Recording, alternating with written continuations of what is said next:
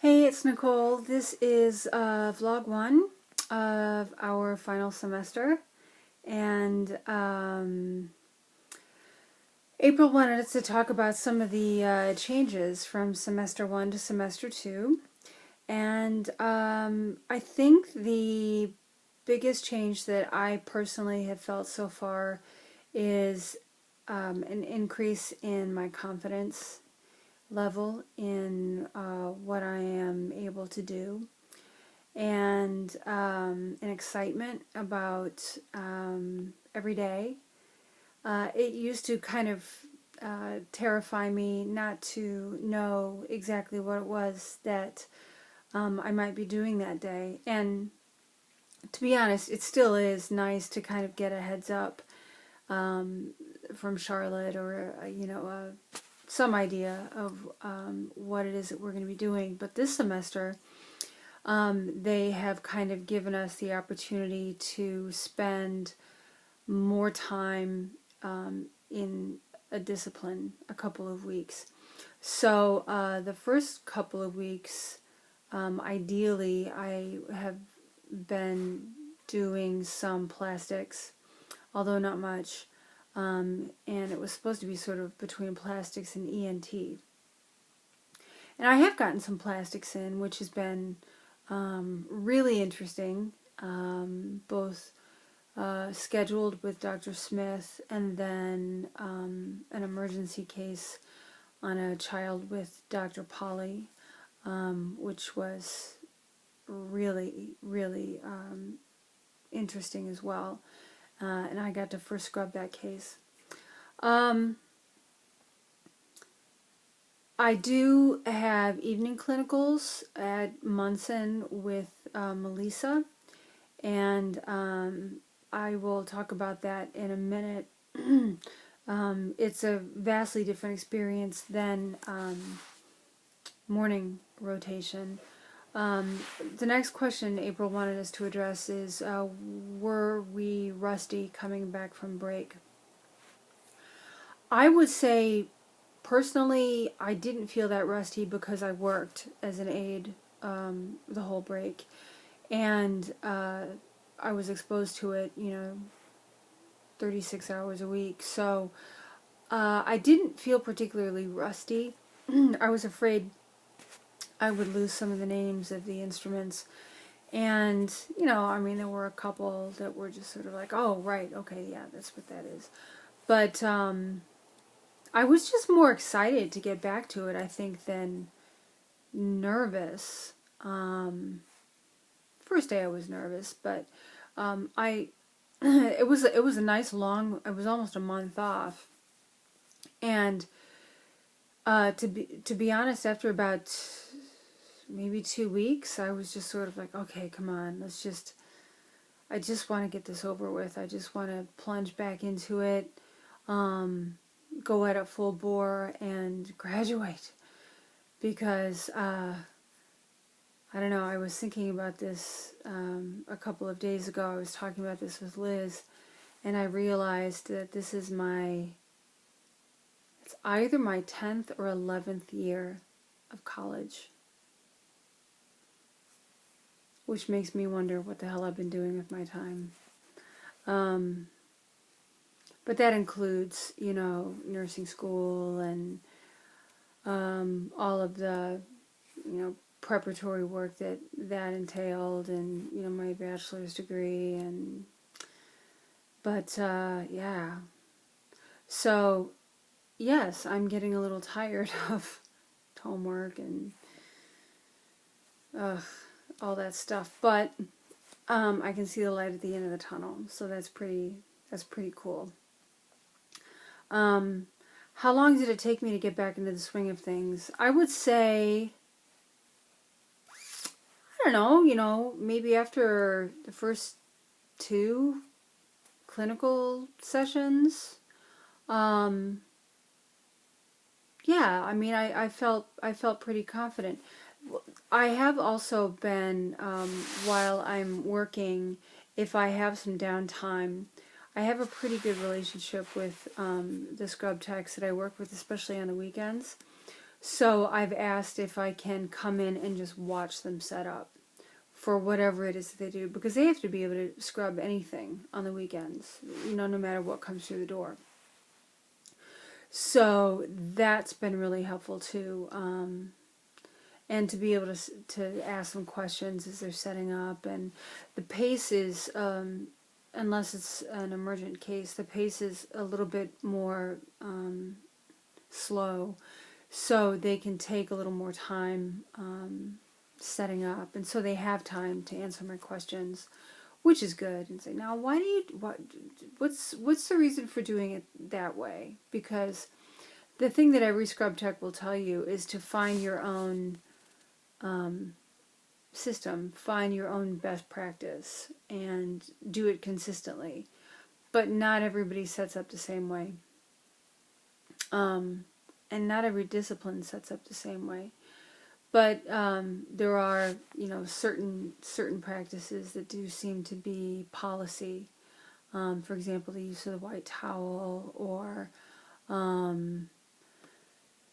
using a 3/4 sheet over the the backpack table, and that kind of thing. So yeah, I felt like I got back into the swing of things pretty quickly.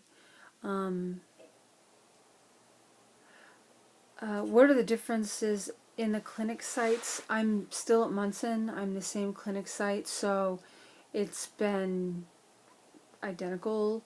The difference is morning to afternoon shift.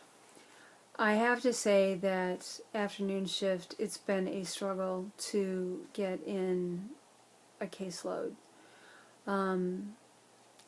There have been nights when I've only had one case, and that's usually right when I get there, at 2:30 or 3 o'clock. Maybe I'll get 2 cases. I think I've only had 3 cases once.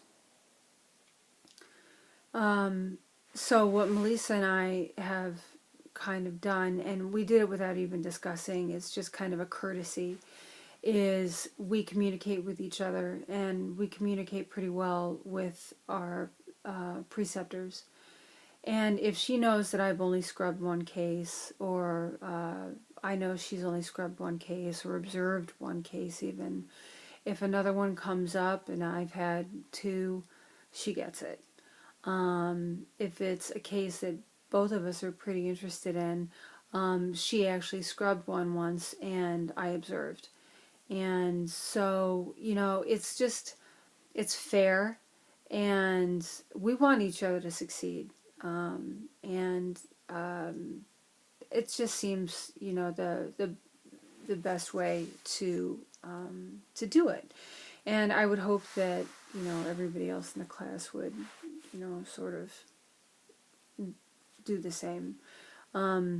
Because, I don't know, backstabbing or being sneaky or whatever is not going to get you very far in this world. Especially when you're going to be working with some of these people, and there is nothing like knowing that these people that you've gone to school with, you forge a bond with, and it's important to know that they have your back, and you will always have their back. And it starts now, I think. At least it does for me. I wouldn't speak for anybody else, but I think that everybody in class, respects and likes each other, and, would do that for each other. So when we don't have cases, or we don't have a lot going on, I've gone down to lab for the class that's behind us, and I've helped out a couple of times with, April let me be surgeon last week with one of her students, and we were doing a laparoscopic appendectomy. And so it was kind of fun, I just got to, be April. And interestingly, the mannequin didn't have any major organs on the inside, so it was kind of a little bit of, playing operation. But we started talking about, okay, so where is the appendix, and where is it located exactly? I know it's in the lower right-hand quadrant, but what's it attached to? All right, why is appendicitis appendicitis? Why is it painful? Why does it have to be removed? If it's not removed, what could the consequences be? Okay, so what's peritonitis? You know, it's kind of stuff like that as we were passing instruments back and forth, and I don't know. I mean, I hope I was helpful. I've stepped in with Liz's classes once in a while when she would have instruments out, and they would be taking like sort of instrument quizzes. And then when that's not going on, I have taken it upon myself to help the nighttime staff to set up the rooms for the following morning. And I know that sounds kind of boring, but when you think about all of the equipment that's needed in every single room first thing in the morning in order for those teams to be able to just, you know, scrub in and get moving first thing, it's really important. And also as a scrub tech, it's really beneficial to know where these things are located on the floor. Are they in Toys R Us? Are they in the sub-sterile room? Are they in an EV Neuro storage closet? You know, are they along the back hallway?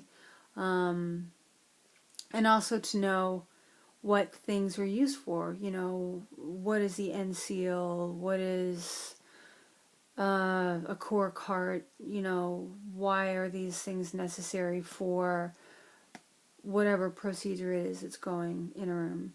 So that's kind of been really helpful as well. I'm trying to do everything that I can to make myself invaluable, and to be, you know, a solid, strong team member. Being an aide has been immensely helpful. I would recommend that to anyone behind us. Even working on the weekends when, you know, you don't have 15 other people on the floor to help you. You are forced to do a lot more independently, and you know, I'm so glad that I did it. I think it's made me a better scrub, and I would recommend that highly to anybody. So I would encourage the people who are going to be on evening rotation to know that it's going to slow down significantly. I've probably only had about a dozen cases since we started. But I've talked about it with Liz, I've talked about it with April, and they've both assured me I'm going to get my caseload in. Don't panic. Find ways to make yourself useful. Learn as much as you can. The other benefit of being on the evening rotation is that you tend to work with the same preceptors at night. And that actually can be very, very helpful because they can see the arc of your progress, and you kind of start to form a bond with them. And because they have more time to spend with you, they can take time afterwards to say, you know, I noticed you were struggling with this. Why didn't you think about this? Or I know that this was an instrument you weren't familiar with. Why don't we take a look at it? Or, you know, I graded you a little bit lower here, and this is why. Let's tackle that for next time. So that's been really helpful. So on the whole, I feel pretty solid. I feel excited. Suddenly this is sounding really real. It's all going to come to an end soon, and I want to be prepared. I want to be ready, and I want to be a solid representative of this program. So it's important to me. Anyway, I've got to wind this up. I hope everybody else is having a really good clinical, and I'll talk to you guys soon. Take care.